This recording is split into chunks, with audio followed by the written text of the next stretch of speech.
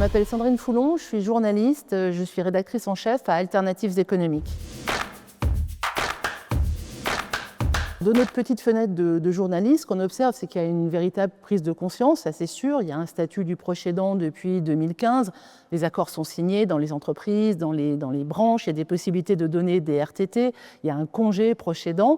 Mais ce qu'on constate aussi, c'est qu'il y a eu un énorme chemin à faire, et notamment pour les aidants et les aidantes. Et c'est sur ce point que je voudrais insister, pour les femmes, parce que 60% des aidants sont des aidantes. Quand on parle des enfants, de l'aidance des enfants, ça monte à 70%.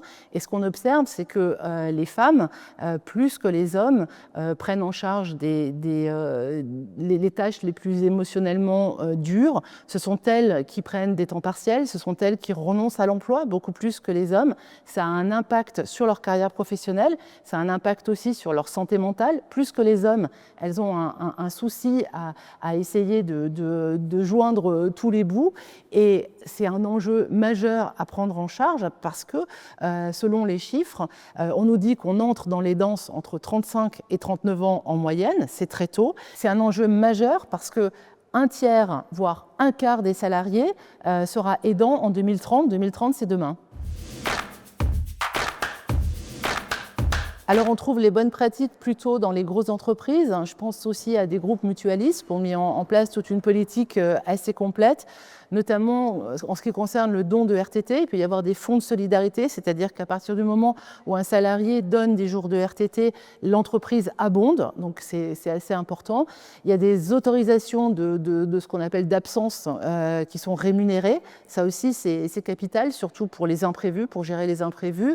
Il y a toute une série de choses aussi qui concernent les demandes de mobilité fonctionnelle et géographique.